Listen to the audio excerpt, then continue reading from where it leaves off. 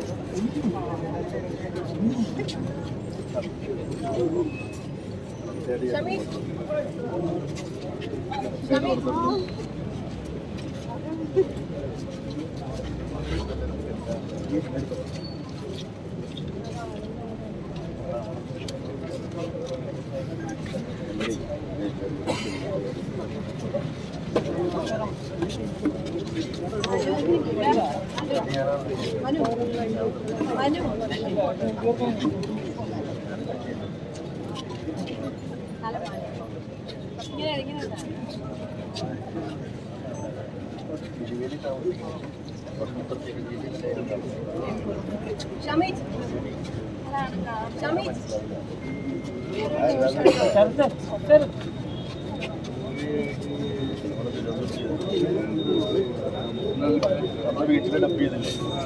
വീട്ടിലല്ലേ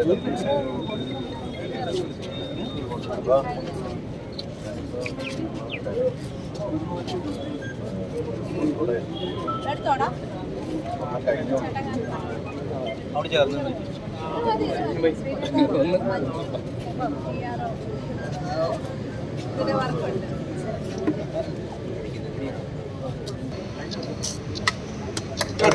കട്ട് ചെയ്തു. നിങ്ങളെവിടെ തന്നെ ഉണ്ടോ?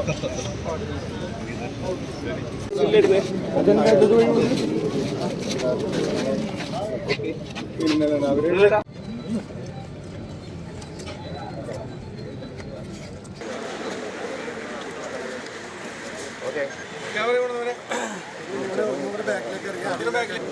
നല്ല ലേറ്റ് ആയി.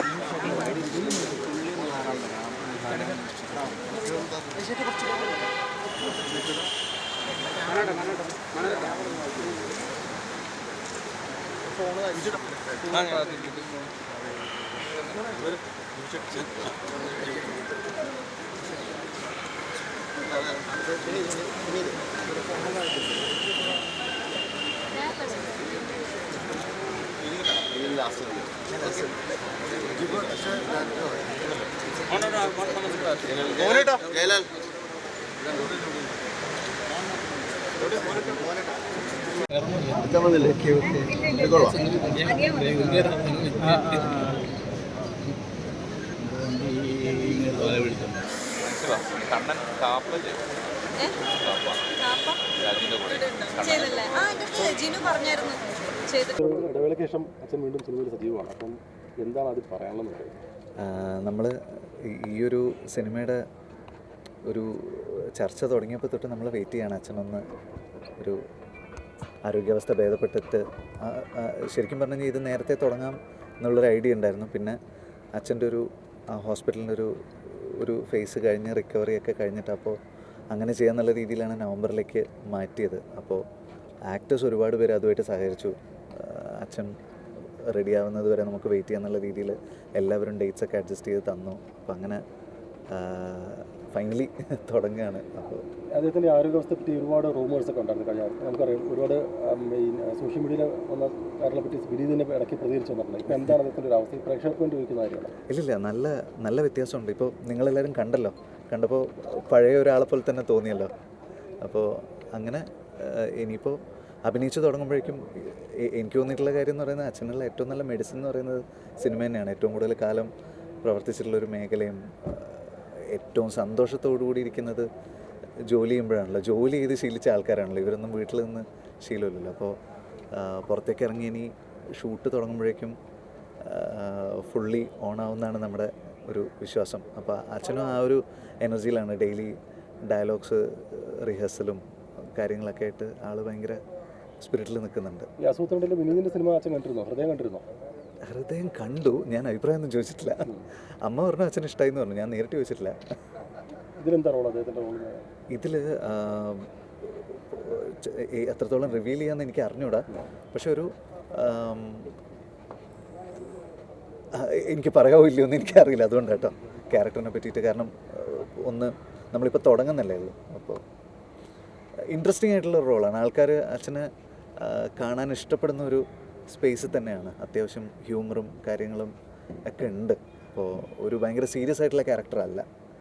അപ്പോൾ ആ രീതിയിൽ എനിക്കൊന്നു ആളുകൾ ഇഷ്ടപ്പെട്ടിട്ടുള്ള അച്ഛൻ്റെ ഒരു രീതിയിൽ തന്നെ ആയിരിക്കും ഇതിലെ ക്യാരക്ടർ വരിക. അത് നമുക്ക് ഒരു പ്രതീക്ഷയുള്ള കാര്യമാണ്. കുറേ നാൾ കഴിഞ്ഞിട്ട് അച്ഛൻ അങ്ങനെ ഇളകി ചെയ്യാൻ പറ്റുന്ന ഒരു സിനിമയായിരിക്കും എന്ന് തോന്നുന്നു. ഈ മടങ്ങൂർ എത്രത്തോളം കമ്മിറ്റഡ് ആണ്? എത്രത്തോളം പ്രോജക്ട്സ് പഞ്ചായത്തിൻ്റെ കയ്യിലുണ്ട്? കുറുക്കൻ കഴിഞ്ഞതിന് ശേഷം എനിക്ക് തോന്നുന്നു അച്ഛന് എഴുതാനുള്ളൊരു പ്ലാനുണ്ട്, ഒരു സിനിമ. അപ്പോൾ അതിൻ്റെയും അണിയറ പ്രവർത്തകർ ഈ സിനിമയിൽ വർക്ക് ചെയ്യുന്നുണ്ട്. അപ്പോൾ ഈ സിനിമ കഴിഞ്ഞതിന് ശേഷം ചിലപ്പോൾ എഴുത്തുണ്ടാവും. മറ്റ് സിനിമകൾ കമ്മിറ്റ് ചെയ്തിട്ടുണ്ടോ എന്നുള്ളത്, അഭിനയിക്കാൻ കമ്മിറ്റ് ചെയ്തിട്ടുണ്ടോ എന്നുള്ളത് എനിക്ക് അറിഞ്ഞുകൂടാ. ചിലപ്പോൾ ഇത് ചെയ്ത് കഴിയുമ്പോഴേക്കും കൂടുതൽ സിനിമകൾ ചെയ്യുമായിരിക്കും. പക്ഷേ എഴുത്ത് ഓൾറെഡി പ്ലാനുണ്ട് ഇത് കഴിഞ്ഞിട്ട്. വീണ്ടും സ്ക്രീനിൽ കാണാൻ പോകുന്ന അല്ലെങ്കിൽ ഇങ്ങനെ ക്യാമറയുടെ മുന്നിൽ നിൽക്കുന്ന എത്രത്തോളം വിനീത് അതിൽ പ്രതീക്ഷയോടെയാണ്? നമ്മൾ വെയിറ്റ് ചെയ്ത ദിവസമാണിത്. നമ്മളെല്ലാവരും കാത്തിരുന്ന ഒരു ദിവസമാണിത്. ആ സിനിമ ചെയ്യുന്നു എന്നുള്ളതിനേക്കാളും അച്ഛൻ പുറത്തിറങ്ങി അച്ഛൻ ജോലി ചെയ്യുന്നത് കാണാൻ നമുക്കെല്ലാവർക്കും ആഗ്രഹം ഉണ്ടായിരുന്നു. അപ്പോൾ അതിൽ ഭയങ്കര എക്സൈറ്റ്മെൻ്റ് ഉണ്ട്. ഈ സിനിമ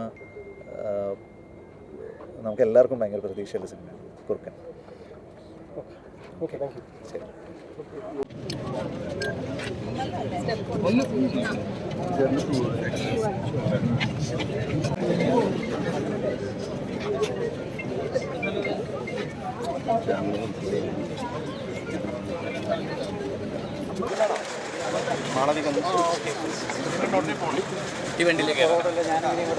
ഈ വണ്ടിയിലേക്കൊന്ന് കയറാനാണ് ചേച്ചി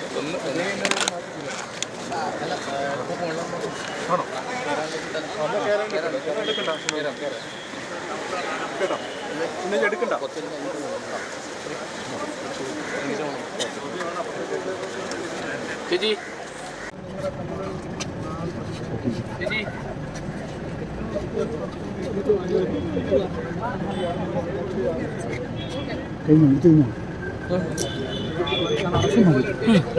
എടുത്തോ. സാറേ ഒരു ഹായ് എന്നേ.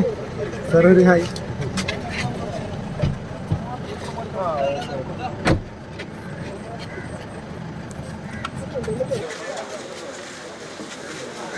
ക്യാമറ